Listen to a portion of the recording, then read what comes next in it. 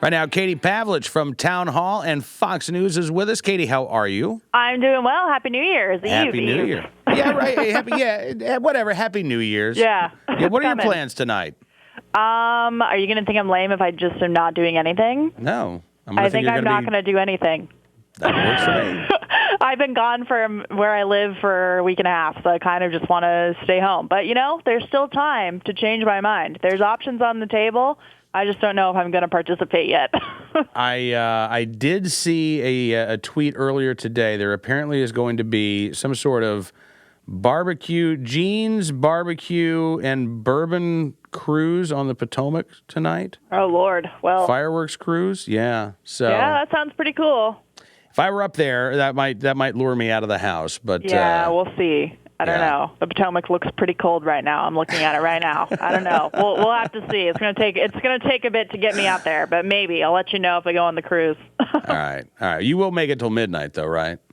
I might not be so lame that I don't make it till midnight. I just might make it to midnight on my couch, which I think is fine. I think that's listen, for several years now, our tradition has been we get as many like frozen appetizers as we possibly can eat.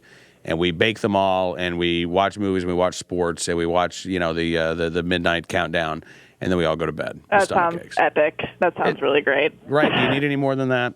No, I don't think you do. That's what life is all about right there. Frozen appetizers. Exactly. Thank you very much. You're welcome. And hunting. Hunting, yes. So what did you see this piece? I think it was at the Indianapolis Star. This article, and a lot of women quoted as saying that they had some sexist experience with hunters. A couple of them said they had not, but this was certainly the gist of the article. Is sexism is still a problem in hunting? Yeah. Well, look, I don't want to discount the experiences of the women who were quoted in this article. Men will be men and boys will be boys sometimes, and women have a civilizing effect on men. And yes, sexism exists in every aspect of the world. Hunting isn't an exception to that. But you know what? I've been hunting since I was 10 years old. My dad taught me to hunt. He was never sexist about it. My brother is a big hunter. I just went on a deer hunt in Maryland with 4 guys who couldn't have been more respectful to me and more helpful during the hunt. I mean, everyone has a different experience. What I didn't like about this article in particular is it doesn't really make a lot of sense. It seems very biased. In the 7th paragraph, they say that the number of U.S. hunters has largely stayed flat or declined in recent years. But then you go down a couple paragraphs and it says that the number of female hunters is up 11% since 2001.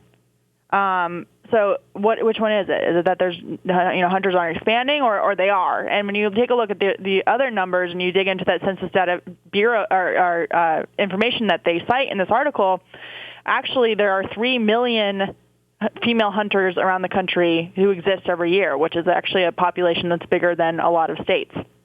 And I don't really like this victim mentality of, well, hunting's sexist, so let's make us into victims about it. If men are being sexist to you and making comments like these women talk about in this article, then give it right back to them. I mean, women have a civilizing effect on men. If they are saying inappropriate things to you when you're looking at a map trying to find a blind, tell them to cut it out. And I guess what? I bet that they will.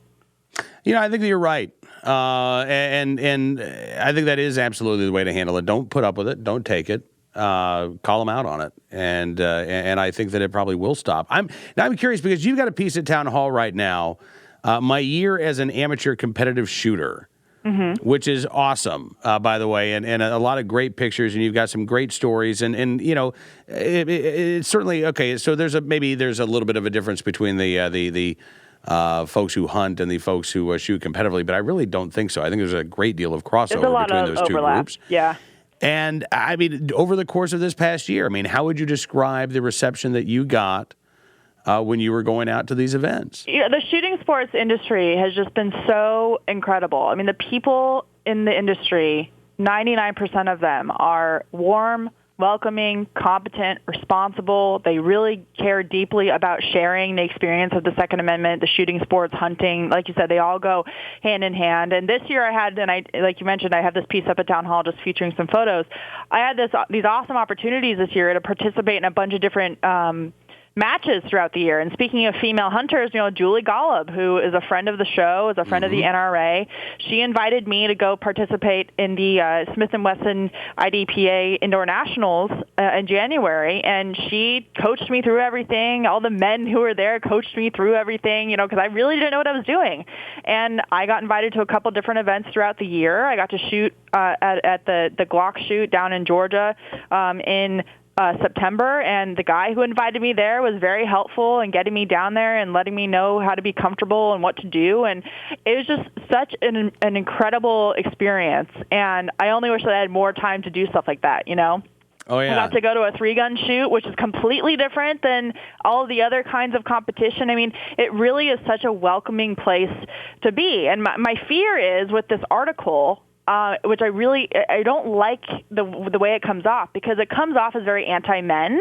And the fact is that, look, the shooting sports and the hunting industry, yes, there are more men than women, but that's an advantage because women can learn from them. How about instead of attacking them as being part of the problem because there's too many men, why don't we use them as a resource? Because they are. I've had incredible experience. Buzz Mills over at Gunsight, I mean, he invited me to come out there last year, and I go out every year for the gas match, which I also talk about in this piece. And, he set me up, and I did all my training there, and I continue to go back to do training there that actually helps in real-life situations if I needed to. So I just thoroughly reject this idea that there's this, because there's sexism, we should all be afraid and start playing the war on men card. Men and women can exist in the shooting industry together.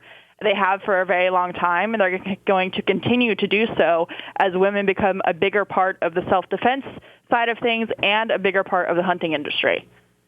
I think you're absolutely right about that, and I think that I hope that we continue, and I think that we will continue to see more of this, despite maybe columns that maybe. Again, I don't know if the intent was to try to prevent women from maybe taking that step into hunting or shooting. Because I think at the end of the day, what we're talking about is exposing people. I mean, one of the big things we talk about, Katie, is if someone is ignorant on the issue, we'll take them out to the range, let them at least get some range time there. And ordinarily, even if the person doesn't turn around and become a card-carrying NRA member, they generally speaking have a pretty good time. And I think for a lot of gun owners, it is as simple as that. Let's get people that information so they're not completely ignorant of the subject, and let's expose them to something that we have a good time with, and we think they may very well have a good time with too. It's not about are you a man, are you a woman, do you fit a particular demographic? Right. It's about opening up these shooting sports to everybody who wants to participate. Exactly. I don't like this. Are men and women different? Do they have different needs? Yes. I mean, do women not want to wear men's hunting clothes when they go hunting? Yes. But guess what? There are plenty of companies now that are owned by women that produce women's apparel for hunting. I mean, it's a great thing. And like you said, we want to include everyone. And in my experience, in fact, men in the industry have gone out of their way to welcome women in because they think that they're beneficial to the industry because they are. I think everyone's very welcoming. Everyone wants everyone to participate, and I just really reject this carving us up into different categories to kind of put us against each other. I really don't like that at all.